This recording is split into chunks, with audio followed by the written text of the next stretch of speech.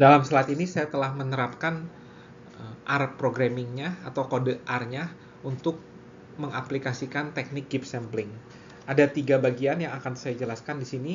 Yang pertama, yang bagian kiri atas. Nah, di sini saya pura-puranya saya punya Y1, Y2, dan sampai Y100. Nah, ini data saya nih, yang berasal dari distribusi normal. Data saya ada 100, berarti N-nya pun 100. Kemudian saya siapkan parameter-parameter untuk distribusi priornya ya. Ini mu0 sama tau 0 adalah parameter untuk distribusi prior dari si mu ya. Mu kalau Anda ingat adalah dan kemudian tau adalah gamma dengan parameternya AB ya. Makanya AB-nya pun saya sudah siapkan. Nah, di sini saya pakai non-informatif prior ya. Jadi karena saya tidak punya informasi apa-apa tentang priornya, jadi saya pakai yang non-informatif. Nah, semoga cukup jelas. Kemudian saya masuk ke sisi kanan yang bagian ini. Di sini saya siapkan dulu number of iteration-nya, n iter 1000 artinya saya akan membangkitkan 1000 random variable. Jadi 1000 pasang mu dan tau. Kemudian saya set sheet seperti biasa. Kemudian saya siapkan variabelnya untuk menyimpan 1000 nilai tersebut. Ya. Kemudian dari mu sampel tersebut, untuk ini nilai yang pertamanya saya sembarang dulu, tapi saya nggak terlalu sembarang juga. Saya sembarangnya tinggal menggunakan min dari sampel yang saya sudah ambil. Saya itu jadi mu yang pertama. Kemudian untuk tau yang pertamanya adalah satu pervariansi dari data kita ya. Ini adalah sembarang. Ini sebenarnya sembarang, tapi bisa apa aja ya. Nah, kemudian kita masuk ke iterasi berikutnya, langsung di I sama dengan 2. Yang akan saya terapkan di kotak yang bawah. Nah, yang pertama, kita tahu sampel yang pertama, saya fix di tau. Karena taunya saya sudah fix, saya bisa mengambil sampel untuk si mu di step ini ya. Jadi sekarang ini adalah angka, ini semua udah angka ya. Ini semua udah angka, jadi kita bisa ambil sampel sebanyak 1 buah untuk mu ya. Kemudian ketika mu sudah angka, kita bisa ambil sampel yang baru untuk si tau ya. Jadi ini kita ambil sebanyak 1 juga gitu ya.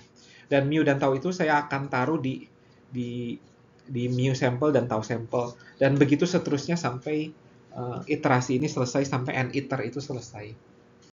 Nah, semoga cukup jelas apa yang sudah saya lakukan dengan R, dan semoga Anda bisa menerapkan juga di dalam R ya sendiri.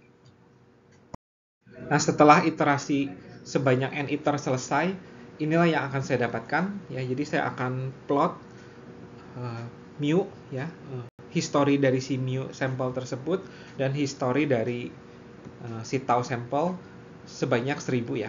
Jadi historinya sampai sebanyak 1000 nih. Dan kita pengen lihat ya, apakah sudah cukup konvergen untuk bisa kita terima ya. Dan kemudian setelah kita lihat ini namanya chain-nya ya, ini chain plot-nya. Nah, setelah kita plot chain plot-nya, kemudian kita bisa lakukan juga density plot-nya untuk melihat distribusi dari mu sampel. Dan ini adalah merepresentasikan sebenarnya posteriornya ya. Posterior distribution dari mu. Dan ini adalah posterior distribution dari tau ya. Nah, ini semoga cukup jelas. Dan ini kalau dari yang ini kelihatan bahwa ini sudah mirip dengan distribusi normal. Karena emang posterior distribution dari si mu kan emang normal ya. Oke, semoga cukup jelas. Nah, Anda juga bisa terapkan plot seperti ini di R Anda. Selanjutnya dari variabel mu sampel dan tau sampel tersebut, kita bisa hitung ekspektasinya ya, ekspektasi posterior min-nya ya.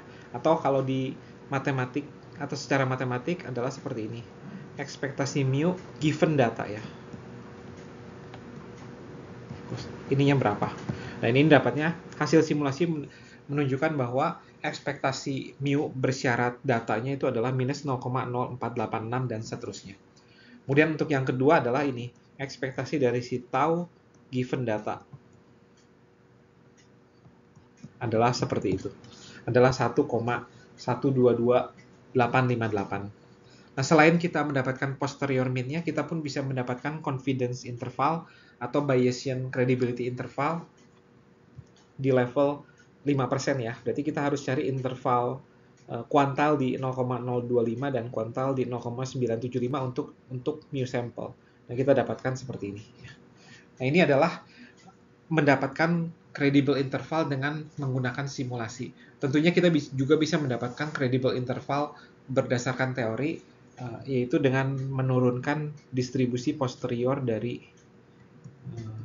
mu dan gamma ya. Dan kita sudah tahu ini adalah berapa.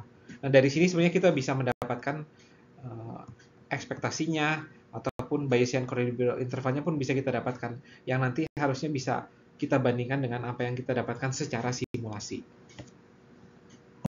Berikut ini adalah beberapa teknik numerik yang kita bisa lakukan untuk mendapatkan sampling yang lebih baik atau yang lebih bagus yang menyerupai distribusi posterior ya.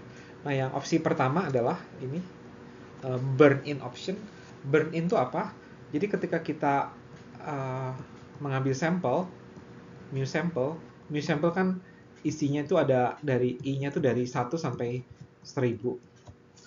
Apa yang dimaksud dengan burn-in? Misalkan burn-in-nya itu adalah 500, berarti 500 pertamanya itu tidak akan kita pakai, mulai dari 501 sampai 1000 yang akan kita pakai untuk sampel kita gitu.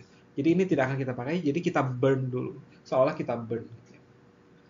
Jadi kalau number of iter-nya 10.000, terus burn-in option-nya berapa 1000, berarti hasil akhirnya kita cuma punya 9.000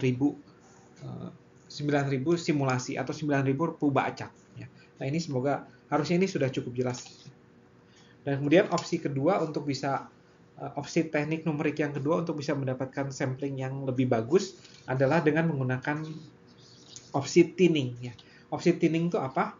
Jadi misalkan kalau thinningnya itu nilainya 10, artinya itu sampelnya itu akan kita ambil setiap 10 simulasi ya. Jadi I-nya jalan dari 1, 2, 3, 10, 20, 30. Nah, akan kita ambil tuh sebanyak setiap 10 baru kita jadikan simulasi gitu ya. Nah, ini semoga cukup jelas. Yang ini tidak kita akan pakai gitu. Jadi ini kita burn, ini kita burn juga, ini kita burn. Yang kita pakai itu adalah iterasi ke-10, iterasi ke-20, iterasi ke-30. Jadi kalau kita cuma punya n iternya 30, kita baru dapat 3 sampel aja. Nah, itu adalah opsi untuk opsi thinning sampling namanya. Nah, ini semoga cukup jelas. Nah, ini adalah slide yang terakhir. Kita akan kembali ke model distribusi normal di pembahasan berikutnya.